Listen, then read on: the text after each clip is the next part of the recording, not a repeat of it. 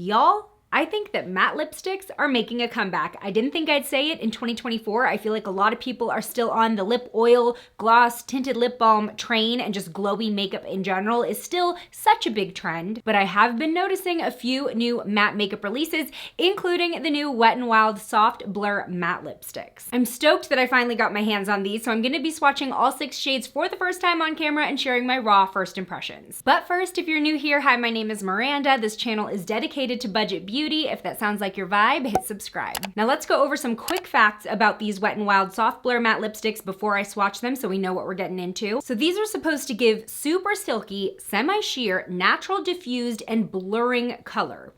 That's a lot. They're supposed to have a smooth texture while giving a soft matte powdery finish. I'm a little bit worried about the powdery finish part. We will see, but the color is supposed to be buildable, blendable, and natural looking. So all of the claims on this lipstick are about the color and the finish, nothing about the performance or longevity. They are supposed to be lightweight and non-drying, and of course, they are cruelty-free and vegan. So let's get to swatching. Actually, I do have a lip oil on right now, so let me take that off first. So I guess really the only performance claim we have is that it's non-drying. So the bar is kind of low. First shade we are swatching is called Apricot. In the tube, this looks pretty bright. Okay. It's definitely sheer. In fact, it was kind of hard to see where I was applying. The first ingredient in this lipstick is dimethicone. So that's really what's gonna give it that kind of slippy, smooth feel. However, I feel like that also keeps it more on top of your lips versus like sinking in and becoming one with the lips. So as you can see, I'm kind of layering it up because I really couldn't see the color all that much. Y'all, my first impression might not be great of this product. Maybe it's the shade, we will keep going, but I'm not liking how my lips are looking. So here's the problem. My lips run dry. Yes, I use lip masks and scrubs, but they're always a little bit dry. They always have a little bit of texture. And this formula is really bringing that out, at least in this shade. The color is grabbing on to the texture on my lips. It's settling in the lines of my lips, and overall, it just looks patchy. So I did do a lip mask last night. I'm gonna give these the benefit of the doubt. I am gonna go exfoliate and see if we can get a little bit better of a result, because I don't know, this is looking crazy. Okay, 1 second. Okay, I'm back. I am freshly scrubbed and moisturized. Let's try this again, shall we? Hoping for better results. Okay, looking better.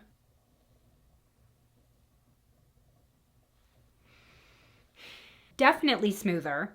So that's gonna be a prerequisite. If you have any dryness or texture on your lips, you're gonna have to scrub that all off completely. So here is a couple swipes of the Apricot shade. I think it's pretty. And there is definitely that kind of blurred effect because it's on the more sheer side, but let's see how far we can build this up. Okay, as I build it up, I'm starting to see a little bit of that texture again. So here's the thing. Because this is such a silicone-based lipstick, I feel like the more you build it up, you're just adding those layers of product that's not really sinking in. It's just sitting on top, and it's more prone to looking patchy the more you build it up. So I kind of liked it when we were at like our one thin layer, and now I'm not really liking the look. I'm gonna try to blot on the back of my hand. Okay, so that's how much came off. So maybe a little less buildable than they claim. So here's Apricot. Next, we have our first neutral shade. This is called Nude for Love. This one looks like a really pretty sort of brownie mauve.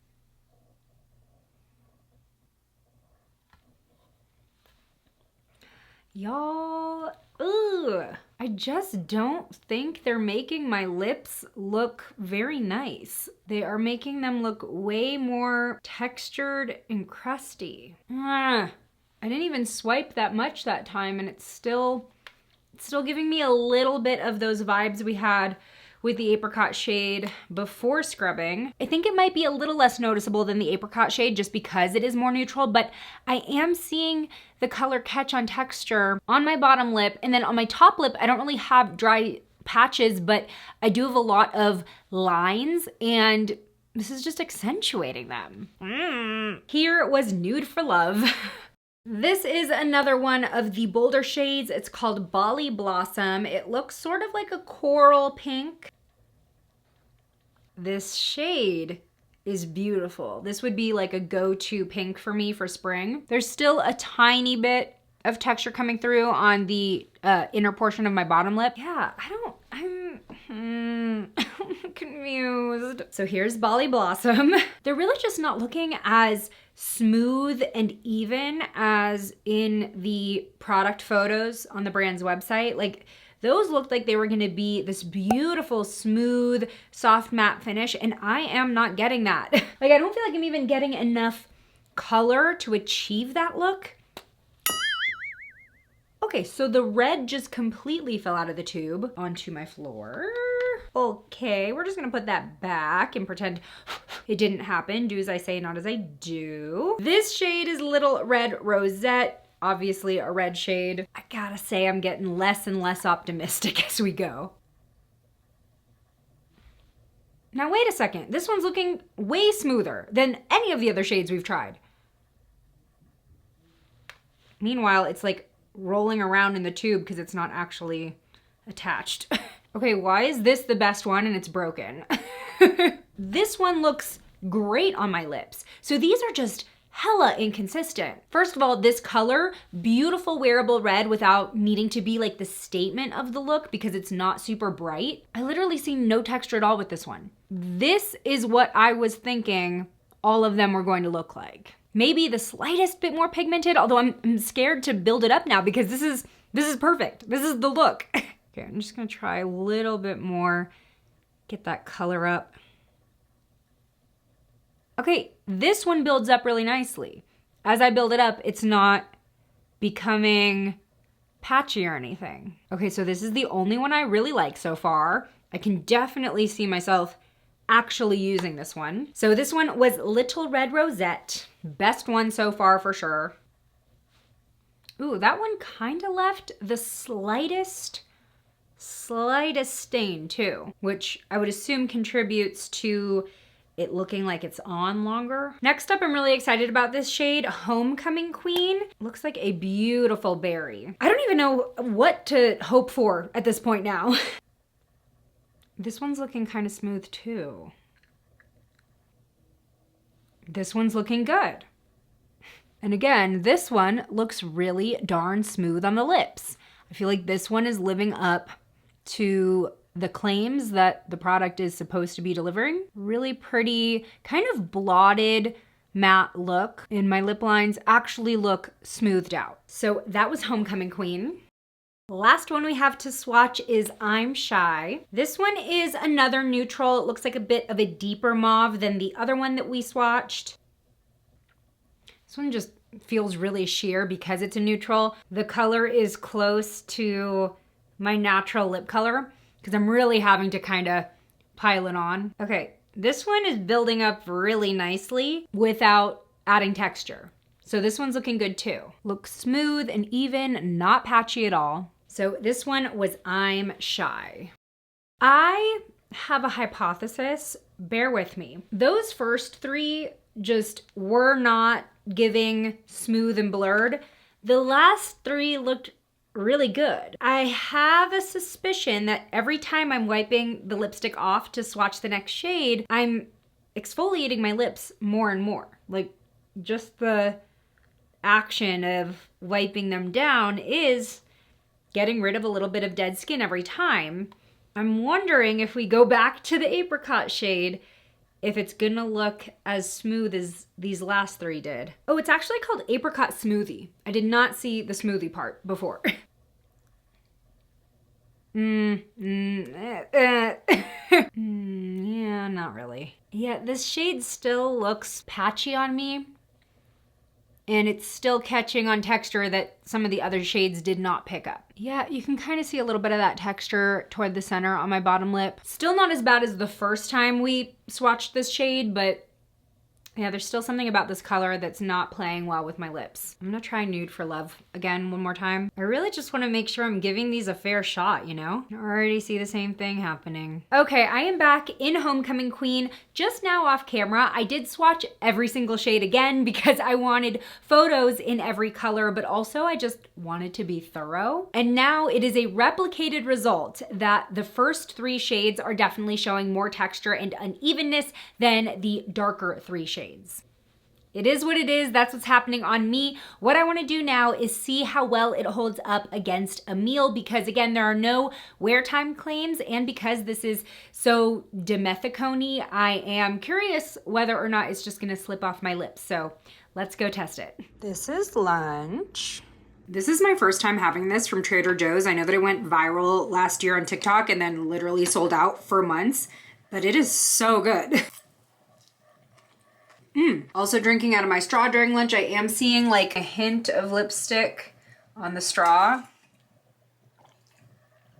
Yeah. With every sip, a little bit more comes off. Okay, back from that delicious lunch, and the lipstick's still looking good. This is such a weird product, I swear. But yeah, I don't even feel like I am in a hurry to touch up. I still think I have that sort of soft matte blurred blotted look. And there was product transfer both on my chopsticks and you saw on my tumbler straw, but there's no unevenness on the lips. I don't see any patches, and I do feel like the stain helps with that. I do want to see how much more transfer we get now that it's sort of set in the lips and, you know, I've been eating and drinking. Oh. Wait a second. I'm so, like, it didn't say that this was a transfer-proof lipstick. Okay, so I'm getting no transfer anymore. So it goes from like a blotted lipstick to a stain. I don't know what this lipstick is trying to be. What are you?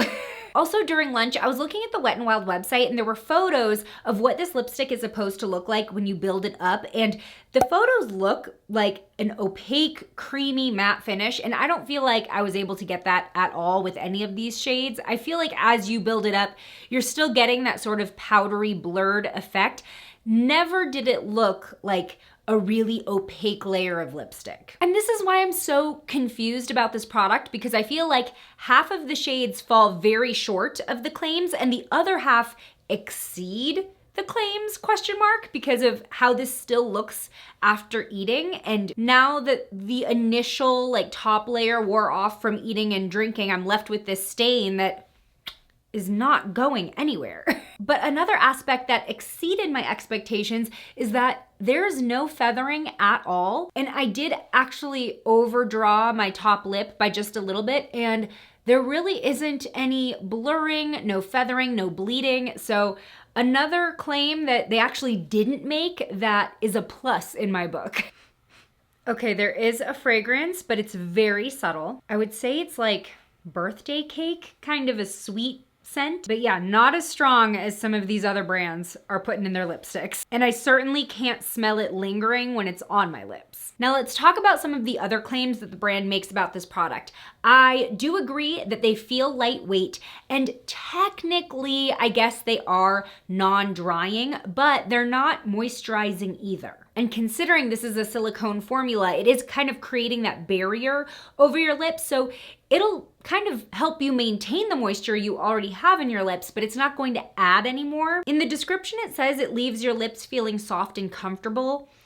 I think that's just from the silicone, and like if you rub your lips together, they're going to feel soft and smooth, but that's not anything that's like happening to the skin of your lips, if that makes sense. In fact, are there even any moisturizing ingredients here? Dimethicone, wax, trimethicone, dimethicone cross polymer. Yeah, there aren't any standout ingredients in here that are going to moisturize your lips. I'll just come out and say it, and I usually don't like putting out a review with this type of conclusion, but this is very much a your results may vary type of product. How these look and perform on you is gonna be heavily dependent on so many different factors, like how textured are your lips? Do you have any dry patches? How deep are your lip lines? How deep is your natural lip shade? Do your lips feel dry dry a lot throughout the day. They're kind of a wild card lipstick, which doesn't make me super eager to say go out and try it for yourself. Although I will say with these 3 shades that I feel worked the best on me, I could see myself wearing these a lot during summer because they do give that trendy